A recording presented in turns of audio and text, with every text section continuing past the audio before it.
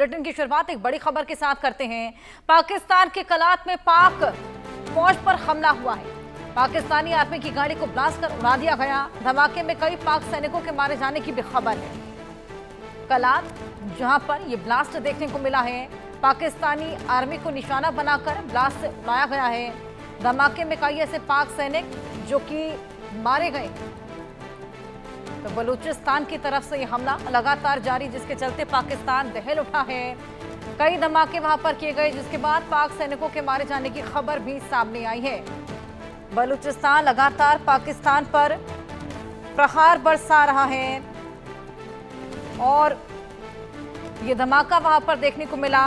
ये देखिए तस्वीरें आपके सामने। तस्वीरों में आप देख सकते हैं कितना भयावह यह धमाका, जिसके चलते पाकिस्तानी सैनिक ऐसे तमाम जिनको अपनी जान गंवानी पड़ी। पाक की फौज को निशाना बनाते हुए कलात में यह हमला किया गया। आईईडी ब्लास्ट और उसी से ये गाड़ी को ध्वस्त किया गया। इससे पहले भी ऐसे तमाम हमले हमने देखे हैं जो बीएलए लगातार करता आया है। बीएलए लगातार पाकिस्तान पर प्रहार बरसा रहा है।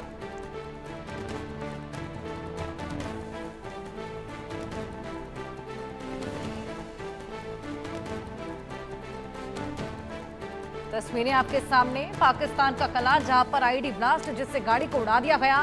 पाक आर्मी की गाड़ी और उसी को निशाना बनाते हुए यहां पर कई ऐसे पाकिस्तानी सैनिक जिनके मारे जाने की खबर भी सामने आई है। बीएलए लगातार प्रहार बरसा रहा है। उधर बलूचिस्तान के तमाम लोग ऐसे जो बलूचिस्तान को इंडिपेंडेंट घोषित कर चुके हैं, इंडिया को लेटर लिखा गया है जहां पर अपील की गई है कि इंडिया समर्थन दे बलूचिस्तान को अलग होने के लिए। बगावत के सुर यहां पर साफ तौर पर देखे जा सकते हैं। हमारे साथ major retired Mohammad Ali Shah defence expert Arvind Singh Tejawat, विदेश मामलों के जानकार जुड़ेंगे। उनसे हम इस पूरे मामले को लेकर बातचीत करेंगे। अरविंद सिंह तेजावत जी, बहुत स्वागत है आपका।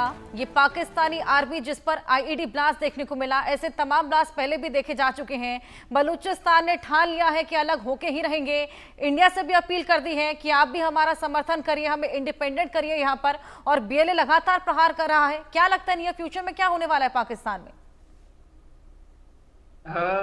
फ्यूचर तो ऐसा लगता है कि पाकिस्तान में असंतोष है, वो बहुत ही भयानक स्तर पर हैं। जिस तरीके से हालात हैं वो ये बयां कर रही है।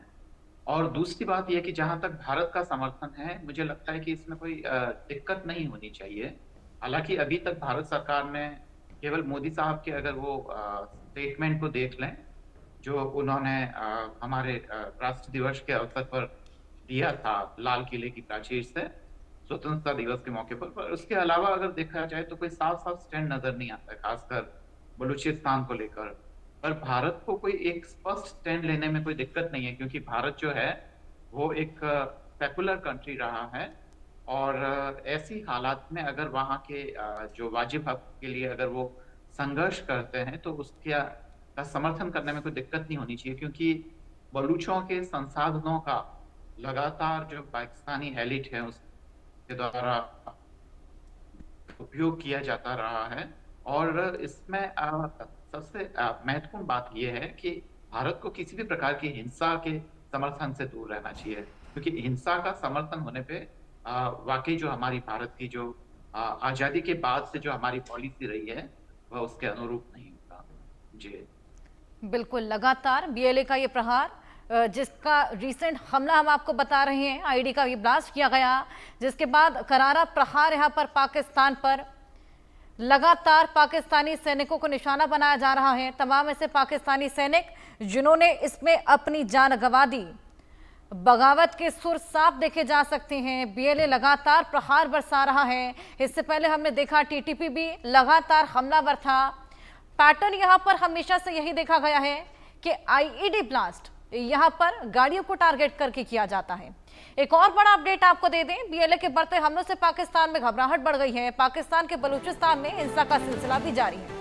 साल 2024 में 120 से ज्यादा पाकिस्तानियों की हत्या हुई है। वहीं 2025 में पाकिस्तान पर बीएलए के ताबड़तोड़ हमले देखने को मिले हैं। पाकिस्तानी सैनिकों को भी निशाना बनाया, कई इलाकों पर कब्जा भी कर लिया है। तो बलूचिस्तान में हिंसा का सिलसिला थमने का नाम नहीं ले रहा। पाकिस्तान सरकार भले ही दावा कर ले कि हालात काबू में हैं, लेकिन आंकड़े कुछ और ही कहानी बयां कर रहे हैं। ताजा रिपोर्ट्स आपको बताएं, 2024 में हर 3 दिन में एक पाकिस्तानी नागरिक की बलूचिस्तान में हत्या की गई। यह आंकड़ा सिर्फ आम नागरिकों का है, इसमें सरकार के लिए काम करने वाले सुरक्षा बलों के जवान शामिल नहीं हैं। वहीं रिपोर्ट्स में खुलासा हुआ कि बलूचिस्तान प्रांत में 2024 में अब तक 120 से ज्यादा नागरिक मारे जा चुके हैं। बलूचिस्तान लिबरेशन आर्मी यानी कि BLA पर इन हमलों का आरोप है, जिन्होंने लोगों को मौत के घाट उतारने या फिर घायल किया। पाकिस्तान में 2024 में कुल 248 हिंसक घटनाएं दर्ज की गई, जो 2023 के मुकाबले 11% ज्यादा। बलूचिस्तान में हिंसा का सिलसिला जारी। तमाम ऐसे पाकिस्तानी जिनकी हत्या की गई है, खास तौर पर पाकिस्तानी सैनिकों को यहां पर लगातार निशाना बनाया जा रहा है। हालांकि हमने देखा कि इस तरीके से पाकिस्तानी सैनिक भी तमाम बलूचियों पर प्रहार बरसाते हुए नजर आए थे। जो लोग वहां पर शांतिपूर्वक प्रदर्शन कर रहे थे, उनको भी खदेड़ ले गए थे, गिरफ्तार कर लिया था, जेलों में बंद कर दिया था। और मेहरम बलूच, जो कि एक बेहद बड़ा नाम इस आंदोलन से निकलकर सामने आई थी, वो भी फिलहाल जेल में बंद है। लगातार वहां से भी अपनी आवाज बुलंद किए हुए हैं, लेकिन जो बलूचियों पर प्रहार हो रहा है, उसी का बदला उतारने के लिए BLA उतरा हुआ है मैदान में। लगातार पाकिस्तान पर हमले बोल रहा है, लगातार इजाफा इन हमलों में देखने को मिल रहा है। अब BLA के सामने सरेंडर की स्थिति में आ गए हैं शहबाज। हमने देखा किस तरीके से IED ब्लास्ट, मदरसों को निशाना बनाना, चाहे वो ट्रेन हाईजैक हो, ऐसे तमाम बड़े हमले BLA कर चुका है, जिससे पाकिस्तान हमेशा से थर-थर कांपता हुआ नजर आया है। टेंशनें खास तौर पर BLA ने बढ़ा दी हैं। अब आगे क्या होगा, ये एक बेहद बड़ा सस्पेंस बना हुआ है, क्योंकि BLA या फिर यूं कहें कि बलूचिस्तान की मांग यही है कि उसे पाकिस्तान से अलग होना है। अब आगे पाकिस्तान टुकड़े टुकड़े होता है या फिर कुछ इसी तरीके से हमले कायम रहते हैं, क्योंकि बलूचिस्तान को पाकिस्तान भी छोड़ना नहीं चाहेगा। जो तमाम तरह के रिसोर्सेज बलूचिस्तान से पाकिस्तान को मिलते हैं, उसका बेनिफिट भी पाकिस्तान लगातार उठाना चाहता है। लेकिन क्या इन हमलों को पाकिस्तान ज्यादा लंबा समय तक झेल पाएगा, ये एक बेहद बड़ा सवाल। मेजर मोहम्मद अली शाह भी हमारे साथ जुड़ गए हैं, स्वागत है सर आपका। ये बेहद बड़ा सवाल यहाँ पर खड़ा होता है, क्या टुकड़े टुकड़े होगा पाकिस्तान या इस तरीके से प्रहार झेलता रहेगा? क्योंकि देखिए, इन सभी हमलों को नाकाम करने में तो यहाँ पर नाकामयाब लगातार साबित हो रहा है। बेशक गीदड़ भभकियां भारत को लगातार पाकिस्तान दे रहा था, लेकिन अंदरूनी कला सुलटाने में बिल्कुल नाकामयाब। जी हर्षद जी, पाकिस्तान के अंदर ये वो उग्रवाद है, ये खत्म होने वाला है। जैसे कि कोई स्टेट है, बड़ी एजेंसी होती है, जहाँ पे एक मर्तबा बहुत जब तक कश्मीर 90s के अंदर चल रहा था, वैसे ही मैं देख रहा हूँ कि पाकिस्तान जो है, यहाँ पर इन्होंने आतंकवाद, दहशतगर्दी को बढ़ा दिया, उसी को पाला पोसा बड़ा किया। अब जो वही पौधा उग्रवाद का इनका बड़ा है, अब ही सड़ोना है, तो ही नहीं, TT ही नहीं, कई सारे अन्य और इंसर्जेंसी और टेररिस्ट ग्रुप्स हैं, इनके लिए मिलिटेंट ग्रुप हैं, जो इनकी भाई मचा दें। नाक में दम करके रखा होगा इन लोगों ने पाकिस्तान। अगस्त गन में पाकिस्तान से लेके कनाडा तक कोई नहीं जानता कौन है, क्या, लेकिन जितने भी एंटी सोशल एलिमेंट्स हैं पाकिस्तान के, उनका फाया करा है। तो पाकिस्तान को अभी इस टाइम पे बहुत मुश्किल वक्त है इनका, और ज्यादा आतंकवाद से जूझेगा ये। अभी तो बस शुरुआत है, होता है क्या आगे आगे देखिए होता है क्या।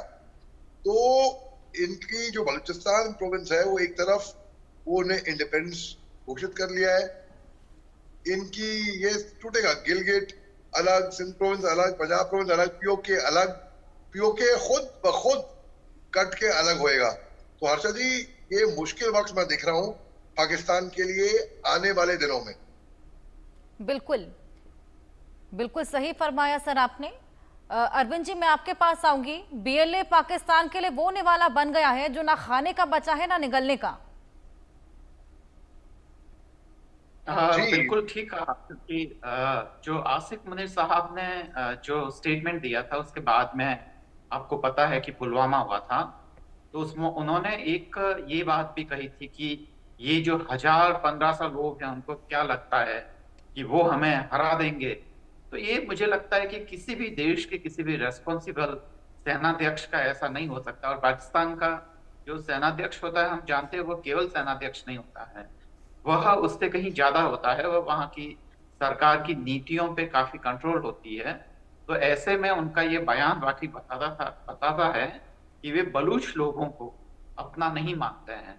तो ऐसे में वहां पे जो सेपरेशन की जो फीलिंग है वो तो एकदम साफ है। दूसरी बात यह है कि उस विकास की दौड़ में जो द्विराष्ट्रवाद का जो सिद्धांत था वो मूलतः पाकिस्तान के पंजाब प्रांत के जो मुस्लिम थे उनके लिए ज्यादा इंपॉर्टेंट था। बाकी उस समय जो जनमत संग्रह हुआ था उसमें तो बलूचों ने तो कोई बहुत ज्यादा इतना उत्साह नहीं दिखाया था भारत पाकिस्तान विभाजन के लिए। तो ऐसे में ये जो द्विराष्ट्र सिद्धांत जिसकी आसिफ मुनीर साहब ने वकालत की थी वह भी बलूचिस्तान के संदर्भ में पूरी तरीके से फेल हो जाता है।